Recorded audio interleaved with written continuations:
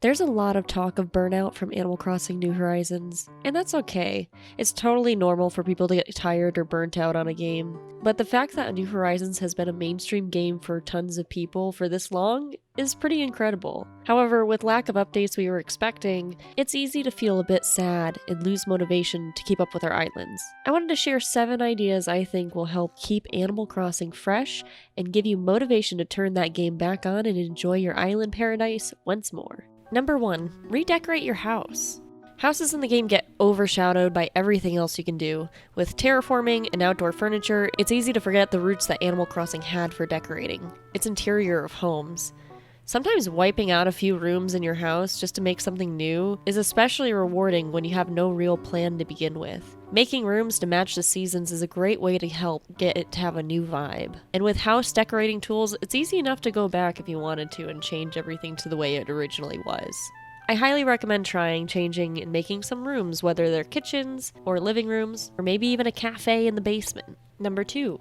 Try new path designs. This one is super dramatic, but can be an absolute blast to do. There's something incredibly satisfying about scrolling through the hundreds of options of paths that people had put their time and talent into, and just experimenting with it to see what fits. The nice thing about this is if you place it over your original designs you have in your Island Designer app, it will automatically change it throughout your island.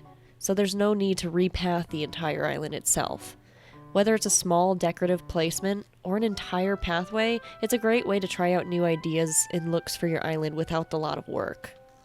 Number 3.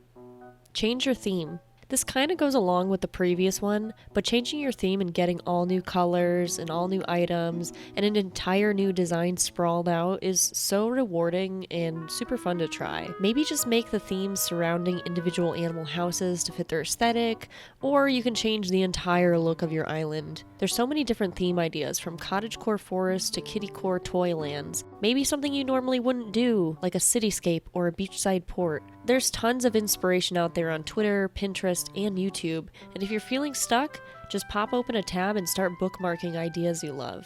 Number 4. Go villager hunting. Forget buying your villagers off of Nookazon. Villager hunting is the shiny hunting of Animal Crossing. There's a thrill in having a villager in mind and then grinding your way through islands to find them. Yeah, it takes a long time, but it's so rewarding when you find that special someone. Replacing all of your villagers to get the personalities you like, or find your dreamies, or even ones that just fit your town aesthetic is a really fun way to gradually change your island over time without all the terraforming. Not only does it change the homes, but the personalities within your towns. So this is a super nice way to freshen up your island and get some new faces in there. Number 5.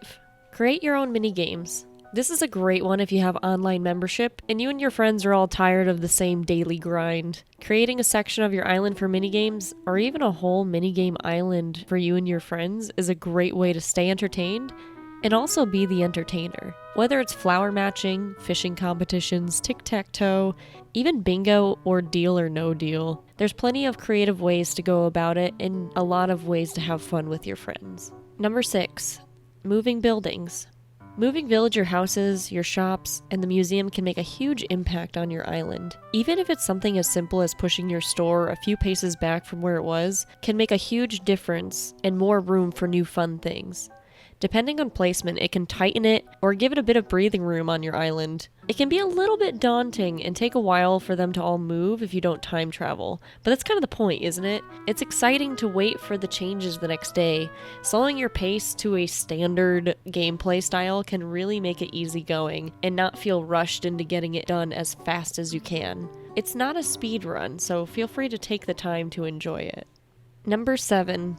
Restart your island. So this last one may seem super dramatic to do, but it's really the best way to keep your game fresh is just by simply starting over. There's something really refreshing about hearing the old tutorial music and the slow pace of doing basic tasks with limitations. It gives you an appreciation for the old days when things were simpler, and you could really open your eyes to new opportunities. It gives you a chance to pick your own layout that has features that you didn't think were important when you first played the game. And also, starting over in games is just fun. Just starting a new game over and starting a fresh save is a really great way to go about it.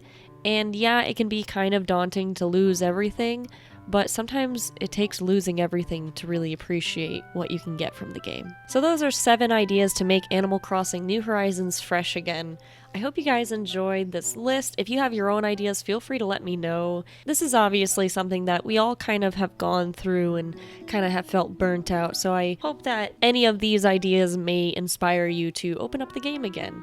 I do want to say a quick thank you to all the really kind comments that I've gotten in the previous videos.